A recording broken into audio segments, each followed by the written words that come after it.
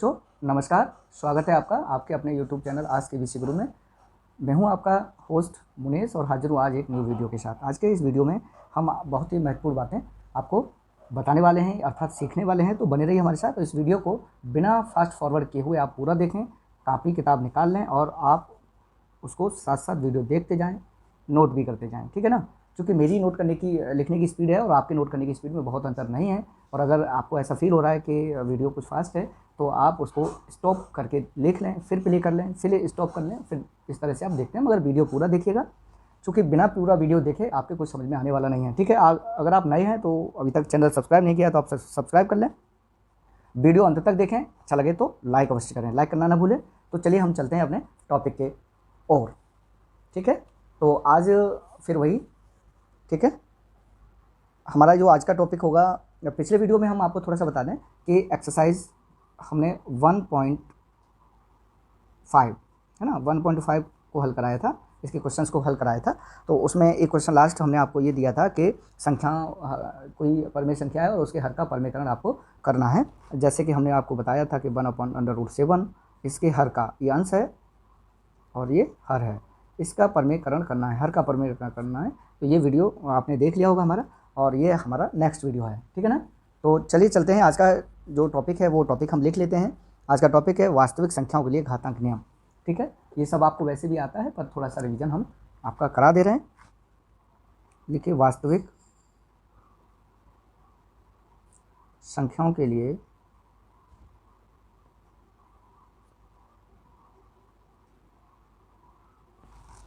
घातांक नियम, ठीक है। ये आज का टॉपिक है हमारा, और ये एक्चुअल में सब टॉपिक है। टॉपिक तो हमारा यही संख्या पद्धति ही चल रहा है, ठीक है। यही संख्या पद्धति टॉपिक चल रहा है, इसको आप सब टॉपिक कह सकते हैं। तो आज के इस सब टॉपिक में हम घातांक के सामान्य नियम पढ़ेंगे, ठीक है। हम कुछ चीज़ें आपको बताते हैं, और कक्षा 7 में भी हमने बहुत सारी चीज़ें आपको घातांक से संबंधित बताई हैं। तो आप वो वीडियो हमारे आप देख सकते हैं। थोड़ा पहले यहाँ चर्चा करते हैं, फिर बताएंगे कि कौन सा वीडियो आपको देखना है, ठीक है ना। तो घातांक के सामान्य नियम देखिएगा। पहला है a⁴m इंटू a⁴n बराबर a⁴m+n, ठीक। ये पहला नियम है। इसमें क्या होता है कि यदि आधार समान है, ये दोनों हमारे आधार हैं, क्या है, ये आधार हैं, और आधार अगर समान है और गुणा है, ठीक है, दो संख्याओं का गुणा हो रहा है और आधार समान है, तो ऐसी स्थिति में क्या होता है कि घातें जुड़ जाती हैं। समान आधार होने पर घातें जुड़ जाएंगी। तो देखिए यहाँ पर घातें जुड़ गई, ठीक। दूसरा है a⁴m⁴n, यानी देखिए कि a की घात m की घात n। तो यहाँ पर क्या होता है कि आधार चूँकि यहाँ भी वही समान है, तो m इंटू n। और तीसरा होगा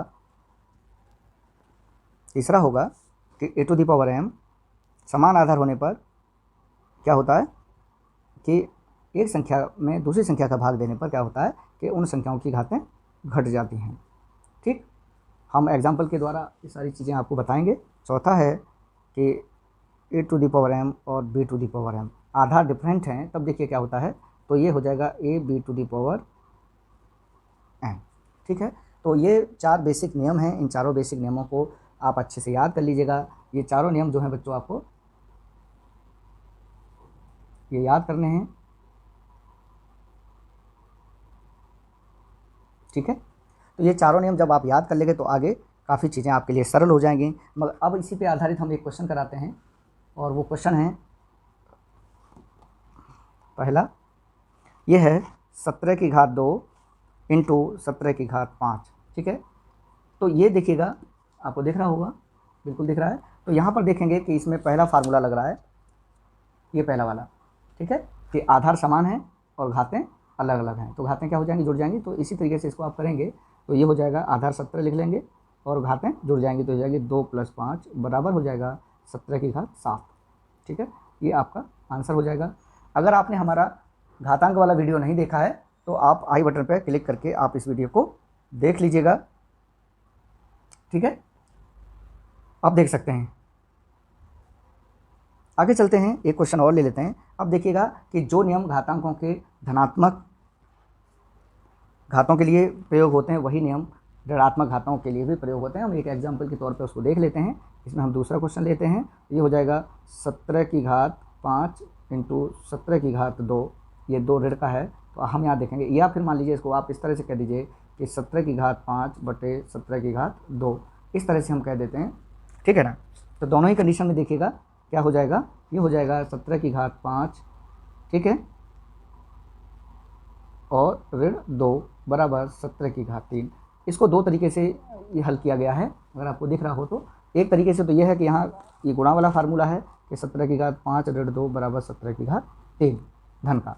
दूसरा जो तरीका है वो ये है, भाग विधि वाला है। और आपने यहाँ देखा होगा कि आधार समान हैं और घातांक जो हैं डिफरेंट हैं। तो यहाँ पर देखेंगे कि 17/5 वो 17 की घात 5 बटे 17 की घात 2, ये हो जाएगा, ऊपर लाएंगे इस घात को, इस पद को ऊपर लेके आएंगे तो घात इसकी ऋणात्मक हो जाएगी। तो ये हो जाएगा 17 की घात 5 और गुणा हो जाएगा, ये संख्या ऊपर गुणा में हो जाएगी, गुणा 17 की घात ऋण 2, और ये गुणा है तो फिर इसमें यही वाला फार्मूला लग जाएगा। तो ये हो जाएगा 17 की घात 5 ऋण 2 बराबर 17 की घात 3, ठीक है। आप इसको दूसरे तरीके से भी कर सकते हैं। अगर दूसरे तरीके से करेंगे तो वो तरीका भी हम आपको बता दे रहे हैं, ये तीसरा क्वेश्चन के रूप में हम इसको ले रहे हैं। ये हो जाएगा 17 की घात 2 इंटू 17 की घात ऋण 5, तो ये बराबर हो जाएगा 17 की घात 2 ऋण 5 बराबर 17 की घात -3, और जब -3 हो गया तो ये हो जाएगा 1/17 की घात 3, ठीक है। तो ये 3 तरीके से, एक ही क्वेश्चन को हमने 3 तरीके से हल कराने का प्रयास किया है, जिससे कि आपको कोई असुविधा कहीं से भी ना हो। एक तो ये क्वेश्चन है, एक ये क्वेश्चन है, ठीक है, और ये क्वेश्चन ये है, ये वाला, ठीक है, 17 की घात 2 इंटू 17 की घात 5। तो इस तरीके से आप इन क्वेश्चंस को कर सकते हैं। ये देखिए जो हम करा रहे हैं वो हम अब यहाँ पर लिख दे रहे हैं, पीछे दिख रहा होगा, ये आपको पेज 28 और class 9th maths NCERT Hindi, यहाँ पर ही आपको मिल जाएगा, ठीक है। तो आप देख लीजिएगा। आगे चलते हैं। मगर यहाँ पर एक चीज़ आपको महत्वपूर्ण आपको बता दें कि इन सारी ये सारे सूत्र जो हमने बताए, यहाँ पर एक कंडीशन है, वो कंडीशन हम लिख देते हैं, वेयर, इस वाले के लिए हम लिख रहे हैं ये आपका, इसके लिए where m is greater than n, ठीक है ना, ठीक है।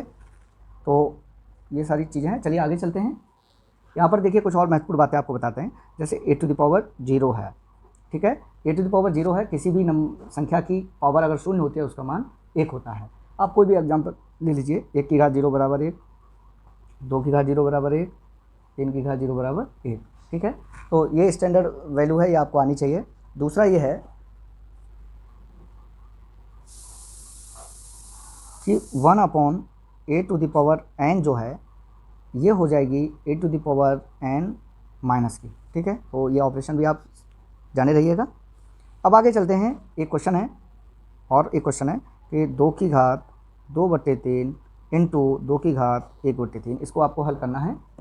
तो यहाँ पर देखेंगे आधार चूँकि समान है और गुणा है तो घातें जुड़ जाएंगी। तो ये हो जाएगा 2 की घात 2/3 और धन 1/3, ठीक है। तो यहाँ देखेंगे क्या हो जाएगा, ये 2 लिखेंगे और एलसीएम 3 हो जाएगा और ऊपर 3 हो जाएगा, और ये फिर हो जाएगा बराबर 3 से 3 कट गया तो ये हो जाएगा 2 की घात 1, इसका मतलब हो गया 2। यानी किसी संख्या की घात अगर 1 होती है तो उत्तर में वही संख्या लिख दी जाती है, ठीक है। चलिए आगे चलते हैं। एक और क्वेश्चन है, वो क्वेश्चन है 23 की घात ऋण 10 बटे 23 की घात 7। इसको देखिएगा हम 2 तरीके से, 3 तरीके से, 4 तरीके से हल कर सकते हैं, ठीक है। तो जो बेस्ट आपको तरीका लगे, एक तो तरीका ये है कि 23 की घात -10 इंटू ये ऊपर चला जाएगा तो ये हो जाएगा 23 की घात, हमने आपको ये बताया है कि a⁻n होती है, तो ये संख्या अगर ऊपर लेके आएंगे तो a⁻n हो जाएगा, यानी जो घात है ऋण की हो जाएगी ऊपर लाने पर, ठीक है। यानी हर के पद को अंश का पद बनाने पर हर की जो घात होगी वो ऋणात्मक हो जाएगी। तो यहाँ देखेंगे ये हो जाएगा, तो बराबर आप आगे देखेंगे तो ये हो जाएगा 23 और गुणा में घातें जुड़ जाती हैं तो -10 और -7 -17, और इसको हम लिख सकते हैं कि 1 बटे, ठीक है, 23 की घात 17, ये हमारा आंसर हो जाएगा। इसी तरीके से आप और बहुत सारे क्वेश्चन कर सकते हैं, ठीक है ना। धीरे धीरे हम चलते हैं एक चीज़ हम आपको और बता दें,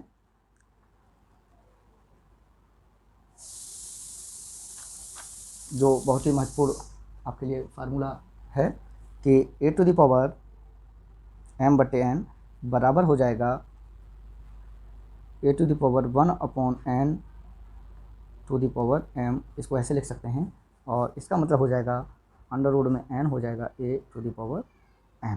ठीक है, तो इसको आप समझिएगा, इसमें दिक्कत आपको नहीं होनी चाहिए। थोड़ा सा आगे और चलते हैं। अब हम चलते हैं अभ्यास के क्वेश्चनों की ओर, क्वेश्चंस की ओर। तो एक्सरसाइज 1.6, ठीक है, इसका एक दो क्वेश्चन हम कराते हैं और इसका क्वेश्चन कराएंगे। पहला क्वेश्चन है 64 की घात, ये पहले का पहला है 1/2। ठीक है प्यारे बच्चों, हमने आपको बताया था कि इस क्वेश्चन को हम 2 तरीके से 3 तरीके से बता सकते हैं। एक तरीका तो इसका ये हो गया, दूसरा तरीका जो हम इसको आपको बताना चाह रहे थे वो दूसरा तरीका देखिए हम यहाँ पे करा देते हैं कि थोड़ा सा और नीचे लेके आएंगे कि 23 की घात -10 बटे 23 की घात 7 बराबर ये हो जाएगा 1/23 की घात 7 इंटू, दिख रहा होगा आपको, तो ये हो जाएगा 23 की घात 10। ठीक है, तो बराबर हो जाएगा 1/23 की घात 10 और 7 17 हो जाएगा। ठीक है, तो कोई अंतर नहीं है वही चीज़, पर आपकी समझ का फेर है, तो आप इसको समझ लीजिएगा। आगे चलते हैं। तो ये क्वेश्चन है कि क्वेश्चन पहले का पेज नंबर लिख देते हैं हम इसमें, आपको अगर दिख रहा हो तो पेज नंबर है 31 और UP board maths NCERT Hindi medium का ये गणित है। ठीक है, तो आप ये क्वेश्चन इस नंबर पेज पर जाके देख सकते हैं। तो यहाँ पर आप देखेंगे कि इसको हम 2 तरीके से कर सकते हैं। इसका मतलब होता है कि 64 और रूट में 2। ठीक है, यानी हमें 64 का वर्गमूल लेना है और ये हो जाएगा हमारा 8 बराबर हो जाएगा 2 रूट में 8 की घात 2 बराबर वर्ग से वर्ग जो घात 2 है इससे रूट कैंसिल हो जाएगा 8 हो जाएगा। दूसरा तरीका हम आपको और बता रहे थे, इसका दूसरा तरीका देखिए हम आपको बता देते हैं। यहाँ 64 ले लीजिए, इसके खंड कर लीजिए। ठीक है, तो खंड करेंगे तो आप देखेंगे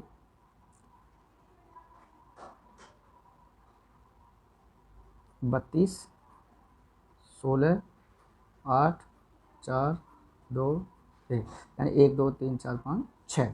ठीक है, तो यहाँ पर क्या करेंगे 2 2 के जोड़े बना लेंगे। ठीक है, तो ये हो जाएगा 2, 64 को लिख देंगे 2 का 2 इंटू 2 इंटू 2 इंटू 2 इंटू 2, 1 2 3 4 5 6 है ना, 2 4 5 6 है ना। तो ये बराबर हो जाएगा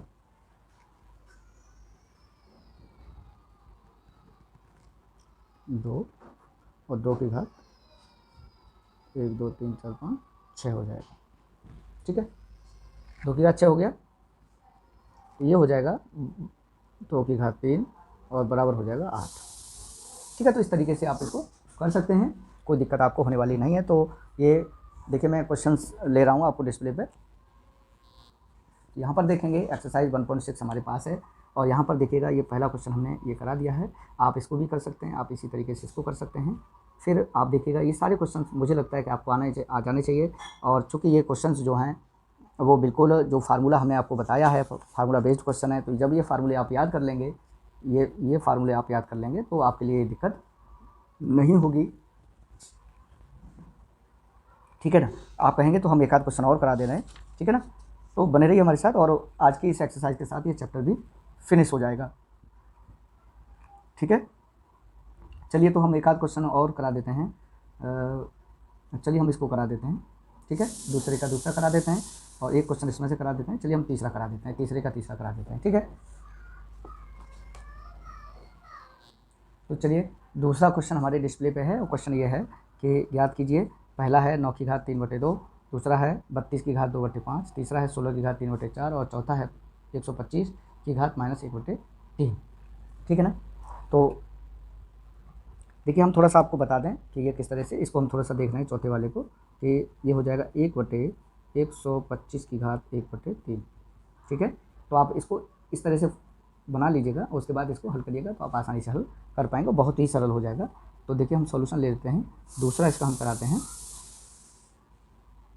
ये है 32 की घात 2/5। ठीक है, तो आप यहाँ देखेंगे हम 32 के फैक्टर कर लें तो 2 16, 2 8, 2 4, 2 से 2 और 2 से 1 2 3 4 5। तो ये हो जाएगा 32 की घात 2/5 बराबर 32 को लिखेंगे 2 इंटू 2 इंटू 2 इंटू 2 इंटू 2 की घात 2/5।